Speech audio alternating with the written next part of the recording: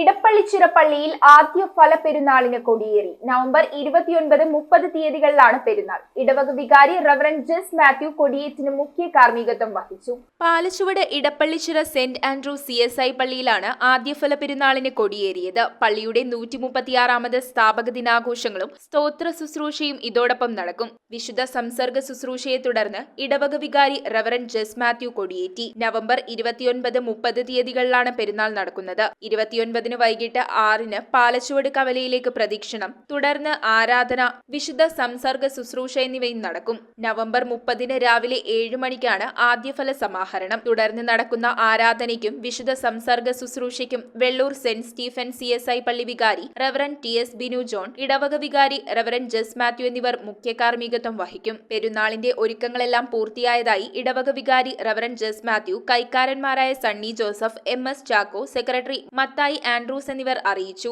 29-ാം തീയതി 6 മണിക്ക് ദേവാലയം നിന്ന് പാലച്ചുവട് ജംഗ്ഷൻ വരെയുള്ള പ്രദക്ഷിണം കൊണ്ട് ആരംഭിക്കുന്നു. അതിനുശേഷം വിശുദ്ധ സംസർഗ ശുശ്രൂഷയോടും 30-ാം തീയതി രാവിലെ 9:30 മണിക്ക് വിശുദ്ധ സംസർഗ ശുശ്രൂഷ, അതിനുശേഷം സ്നേഹക്കൂട്ടായ്മ, അതിനുശേഷം ലേലത്തിൻ്റെ ശുശ്രൂഷകൾ തുടരുന്നു. അതുകൊണ്ട് ഈ പ്രത്യേക ദിവസങ്ങളിൽ, സമയങ്ങളിൽ ഏവരെയും സ്നേഹപൂർവ്വം സ്വാഗതം ചെയ്യുന്നു. News bureau, Piravom. റിങ്ങുകൾ 1 ഗ്രാമിൽ തുടങ്ങുന്ന മാലകൾ, നെക്ലസുകൾ 9,000 രൂപ മുതൽ ഡയമണ്ട് നെക്ലസുകൾ 1 ലക്ഷം മുതൽ ആരംഭിക്കുന്ന വെഡിംഗ് സെറ്റുകൾ, കൂടാതെ നിങ്ങളുടെ പഴയ സ്വർണത്തിന് ഏറ്റവും ഉയർന്ന മൂല്യവും മഹാരാജ ഗോൾഡ് ആൻഡ് ഡയമണ്ട്സ്